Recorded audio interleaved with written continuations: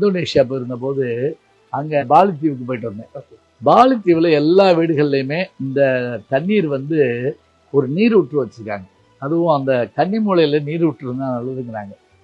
ஜாதக ஜோதியம்லாம் ஒரு பக்கம் இருந்தாலும் கூட நாங்கள் சில நேரங்களில் மாலை நேரங்களில் எல்லாருமே உட்காந்து சாப்பிட்றதுக்கான இடமா அதை வச்சிருப்போம். ஒரு அமைப்பான ஒரு அமைதியான. பாலியில விநாயகர் வழிபாடுங்கிறது ஒரு ரொம்ப பிரதானமான விளையாட்டு. அங்க எங்க போனாலும் இருக்கு இல்லையா? இருக்கு. இந்த நீரூற்றும் கட்டாயம் இருக்கு. சோ அங்க இருந்து போட்டோ எடுத்து வந்து இங்க இருக்கக்கூடிய அந்த ஓவியம் வரைஞ்சார்ல, அவர் தான் இங்க வந்து பாண்டி செல்வம்னு அவர் பேரு. அவர் தான் இந்த சிற்பத்தை இதை வந்து அதே மாதிரி கல்ல பண்ணி கொடுத்துருக்காரு. அடுத்து இம்போர்ட்டட் நிச்சயமா. ஒரே பாட்டுல நாங்க பணக்காரர் ஆகல. நாங்க ஒவ்வொரு நாளும் உழைச்சோம், இன்னமும் உழைச்சிக்கிட்டு இருக்கோம். நாங்க லோன் வாங்கி கட்டுறப்ப 11ஆம் தேதி வட்டி கட்டலைன்னா 11ஆம் தேதி நைட்டு 12 மணி முடிஞ்சிச்சுன்னா அடுத்த மாசம் வட்டியும் சேர்த்து கட்டுறோம். அப்ப அந்த வட்டி கட்டுறதுக்கு நாங்க பட்டப்பாடு.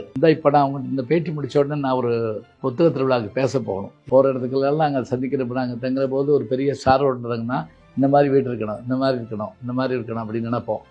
அந்த நினைப்புக்கு ஏற்றபடியாக எண்ணமே வாழ்க்கை அப்படின்னு உதயமூர்த்தி சொல்கிற மாதிரி நாங்கள் நினச்சோம். அதுக்கு உழைச்சோம், நினச்சோம், நடந்துச்சுன்னு கிடையாது. ஒரே பாட்டில் நாங்கள் பணக்காரர் ஆகலை. நாங்கள் ஒவ்வொரு நாளும் உழைச்சோம், இன்னமும் உழைச்சிக்கிட்டு இருக்கோம். வட்டிக்கு கடன் வாங்கி கட்டி மேலே இருக்க ஸ்டுடியோ வாங்கி கட்டி அதை கட்டுறதுக்குள்ளே நாங்கள் பட்டப்பாடு எல்லா கஷ்டங்களும் எங்களுக்கு இருக்குது. பார்த்தா தெரியும் வீடெல்லாம் அதனுடைய கஷ்டம் என்னென்னா அதனுடைய வேர்வை, என்னுடைய கிடம்பு.